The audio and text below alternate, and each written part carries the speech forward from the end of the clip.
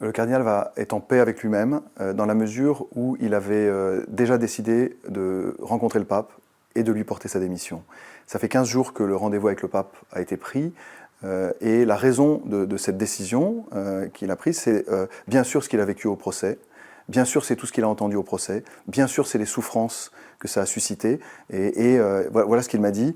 Il m'a dit « Les victimes ont trop souffert, le diocèse a trop souffert, il est peut-être temps de vivre un changement. » Donc le cardinal fait ça, pas pour lui, mais en tant que pasteur, il pense que c'est important pour le diocèse. En fait, on a bien conscience, et les attendus du jugement le montrent, que à travers la personne du cardinal, c'est quand même toute l'Église qui est concernée. Moi j'ai été très surpris de voir que dans les attendus du jugement, il était question de ses prédécesseurs.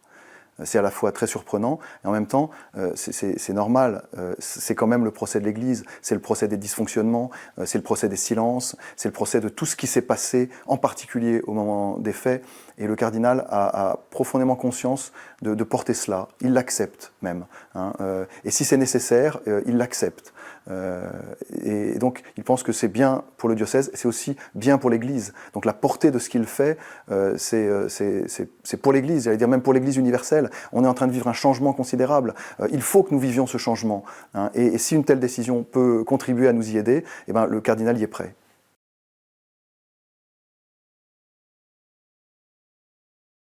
Alors c'est important de dire que l'acte du cardinal qui présente sa démission au pape, c'est l'acte d'un pasteur, c'est l'acte de l'archevêque de Lyon. Donc c'est l'acte qui engage l'Église, qui engage l'Église diocésaine. Il pense en conscience qu'il a le devoir de poser cet acte-là pour le bien de l'Église, pour le bien de l'Église de Lyon. Ensuite, il est aussi citoyen français. Il a des droits en tant que citoyen français. Il considère que dans les attendus du jugement, il y a des conséquences, c'est pas tellement lui, c'est plutôt ses avocats considèrent qu'il y a des conséquences pour le droit lui-même, pour la jurisprudence. Il y a une interprétation nouvelle du droit. À ce titre-là, parce qu'il est citoyen, parce qu'il a le droit à l'appel, il est normal qu'il fasse appel. D'abord, il est normal que ça fasse appel. Ça consolidera le jugement lui-même. Donc je pense que ce sont deux choses différentes qu'il faut bien comprendre. Pour le bien du diocèse, il agit en tant que pasteur, mais il a le droit de faire appel en tant que citoyen.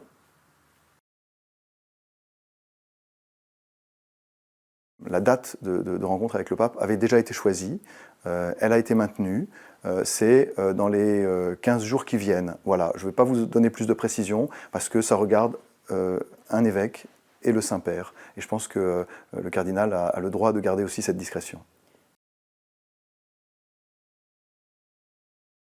Pour l'Église de Lyon, ça signifie ce que la décision signifie elle-même, c'est-à-dire qu'il s'agit d'une démission de l'archevêque de Lyon, en tant qu'archevêque de Lyon, qui est portée au pape. Ensuite, il y a plusieurs possibilités.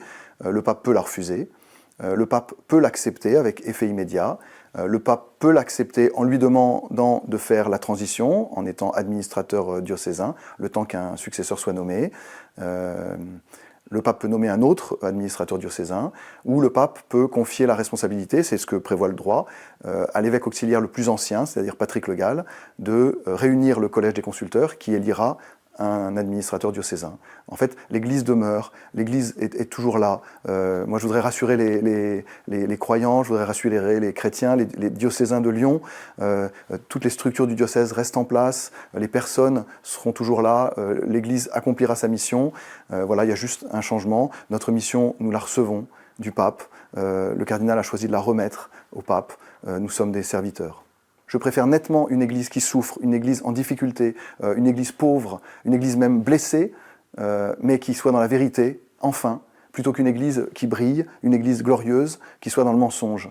Vous voyez, je pense que je voudrais donner ce message d'espérance. Voilà, maintenant, les choses sont connues, les choses sont sues. Nous avons le désir profond de réagir, de purifier l'Église, de la rendre plus belle, plus nouvelle, et pour cela, il est nécessaire de la rendre plus vraie.